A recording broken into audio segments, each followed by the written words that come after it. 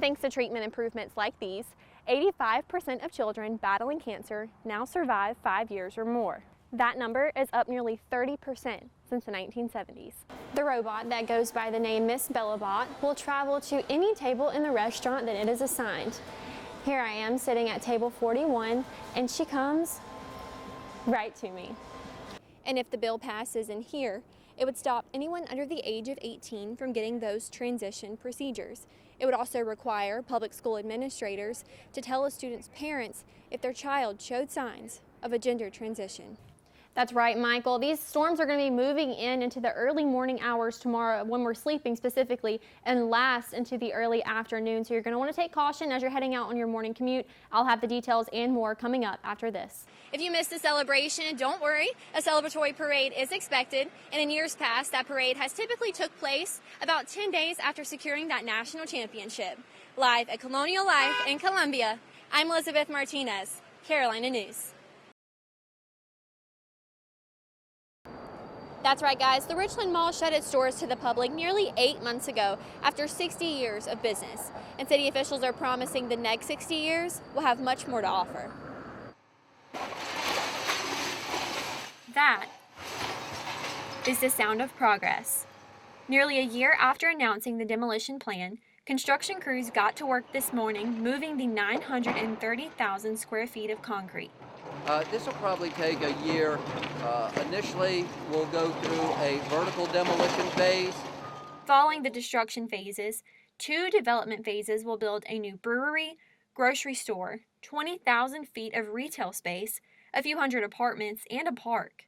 It's not only an economic opportunity for the city of Forest Acres and the whole Midlands, but it's also an opportunity just to create space and opportunity for our citizens to have a place where they want to go and spend their time. The Richland Mall has been mostly vacant for almost 15 years and is considered an eyesore in the community. There weren't many days that would go by that someone would come up to me either after church or on the golf course or over dinner or something, when's something going to happen? Now that construction is happening, residents do have their concerns. Yes, it's going to be crazy. Traffic already is bad on Forest Drive. Officials are estimating 10 to 15 years before the public will be able to enjoy the new space. And in the meantime, many residents like Miss St. John are most excited for the brewery. And I can walk over there.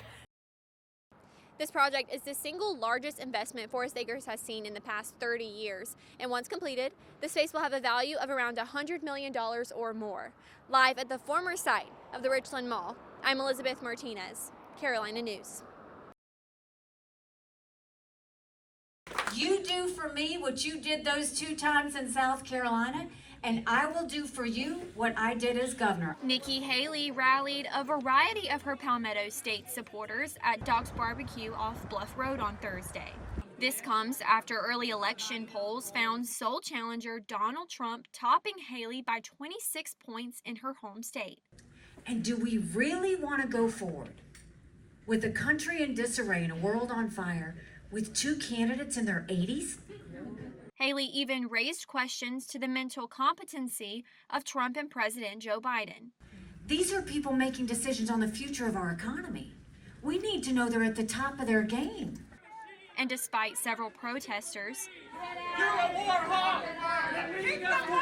supporters are hopeful of a clear path to a Haley presidency. She's gonna win. She's gonna win. Nikki's gonna win over here. So you know me. We will take that same mentality that we had in South Carolina, and we will fight for freedom and fight for America there in D.C. With the South Carolina Republican primary to wrap up in less than a month, Haley urged voters to get out and participate. If you vote in a general election, you're given a choice. If you vote in a primary, you make that choice. In Columbia, I'm Elizabeth Martinez, Carolina News.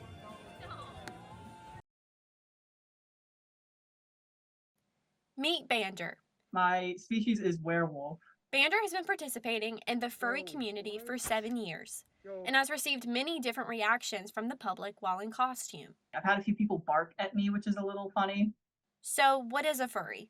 I have no idea. I know nothing. I don't know much about it. So a furry is people who have an interest in anthropomorphic animal characters. Think of like Disney movies and that kind of stuff. The trend has turned into a furry fandom over the past decade. This character is like an idealized version of myself. You know, it's the person that I want to be. So if I can dress up and be that person for a while, it's really fun. Some don't see it that way. After giving out free hugs on USC's campus earlier this week, Bander was met with a surplus of backlash. This is very easy to hate on because it's a very niche hobby, but it opens up pathways to hate on people who are just trying to be themselves. Lawmakers in Oklahoma introduced a bill that would stop students that identify as animals in the furry fandom from being involved in school activities. It would also mandate that animal control be called to remove the students. No, we don't identify as animals. I think it's a massive, massive overreach into personal freedom. Despite the controversy, Bander says it will not stop him from being a part of what he calls an incredible community. I wouldn't see myself living any other way. Can I ask you how much it cost to create this? It's $5,000. That takes dedication, for sure. Oh my goodness. Absolutely. In Columbia, I'm Elizabeth Martinez, Carolina News. Good afternoon. Thanks for joining us. I'm Elizabeth Martinez. The University of South Carolina Police Department is warning students to stay vigilant following a reported violent incident on Saturday. What do you think? It is a great time. Is today Fat Tuesday? Is that what they call today? It is Fat Tuesday. Isn't that something? Seems pretty accurate considering the newsroom spent about $30 on Girl Scout cookies today. They don't know that. Anywho, Rachel Manning is here with a look at the rest of our week. Finally, tonight on Carolina News. Anchoring is no easy feat, but Carolina News found some hidden gems around the USC campus. Our newsroom has the story. Can't wait to see if they can turn it around, right guys? I know, right? If they're as good as your puns, then they're in for a treat, that's for sure. I love stories like this. Yeah, that's really, really cool. My heart goes out to her.